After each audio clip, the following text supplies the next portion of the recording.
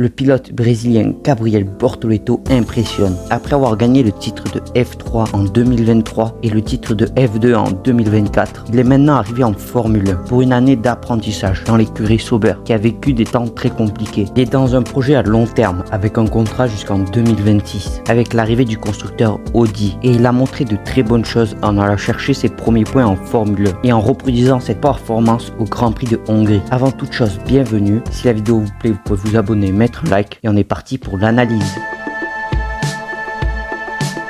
Comme je l'ai dit dans l'introduction, dans les catégories inférieures, il a gagné le titre de F3 et de F2. Un enchaînement important qui montre qu'il est très performant et un très bon pilote. Cette performance où il a impressionné tout le monde et où il allait chercher de très belles victoires et de belles remontées en F2 lui a permis de signer un contrat chez Sauber. Car même s'ils ont eu une année très compliquée en 2024 et où ils ont fini bon dernier, c'est une écurie qui a des ambitions avec l'arrivée du projet Audi et d'une marque très importante dans le sport auto qui a de nombreux titres dans plusieurs disciplines. De plus, il est dans un très bon environnement pour progresser car il est à côté d'un pilote d'expérience, Nico Hülkenberg, qui est en Formule 1 depuis très longtemps, qui peut donc donner de très bons conseils à Gabriel Bortoleto pour qu'il progresse. En plus, son manager n'est pas n'importe quel pilote, c'est le double champion du monde espagnol Fernando Alonso, encore présent sur la grille, qui peut lui aussi grandement le conseiller. Dans cette saison, on pensait qu'il n'avait marqué aucun point, car la Sauber semblait encore une fois très lente après les essais hivernaux. Mais il nous a vite impressionnés. Dès le premier Grand Prix en Australie, il a battu son coéquipier en allant chercher un très bon résultat en qualification. À ce moment-là, on avait compris que c'était un bon pilote. Mais les Grands Prix suivants ne se sont pas passés comme prévu. Avec une mauvaise voiture, ils avaient du mal à sortir en Q1 et étaient souvent éliminés trop rapidement pour montrer leur vrai rythme. Mais finalement, il a réussi à marquer ses premiers points en Formule 1 au Grand Prix de Autriche, dans un milieu de grille de plus en plus resserré, avec de nombreuses écuries qui peuvent jouer les points, avec Williams, Sauber, Haas, Wecarb, Aston Martin, et même Alpine avec Pierre Gasly qui peut énormément surprendre. Et il allait chercher ses premiers points en Formule 1 avec une très belle course et un bon choix stratégique qui permet d'amener énormément de points à son équipe qui en a grandement besoin pour essayer d'aller chercher plus d'argent. Cette performance qu'il a produit et il l'a fait contre des pilotes très expérimentés dans la grille avec Alonso, Ocon, Hülkenberg, Albon, Carlos Sainz. Mais il n'a pas baissé les bras et montre que c'est un très bon pilote en sachant que c'est sa première année en Formule 1. Et il a reproduit cet exploit de marquer des points au Grand Prix de Hongrie où il finit à une belle 6e place et va chercher énormément de points. C'est son meilleur résultat en Formule 1 et cela nous prouve que c'est un très bon pilote même s'il l'avait déjà montré dans les catégories inférieures. Parmi les rookies, c'en est un des plus impressionnants avec Hadjar car lui aussi se bat dans une voiture qui n'est pas la meilleure sur la grille. Car même si la Sauber s'est améliorée, elle n'est pas encore assez performante pour jouer tout le temps les points et peut des fois se retrouver encore une fois en fond de grille et rappeler les mauvais souvenirs de l'année dernière. Ce qui est bien pour Gabriel Bortoleto, c'est qu'il a confirmé sa place en Formule 1. Il a montré que c'était un très bon pilote dans un championnat où quand on ne performe pas assez, on est rapidement viré et écarté de la Formule 1 et qu'on doit se retrouver à choisir une nouvelle catégorie pour montrer le meilleur de soi-même. Surtout qu'il montre ça à l'aube d'une nouvelle réglementation très importante pour la Formule 1. Je vous en parle souvent, mais il y a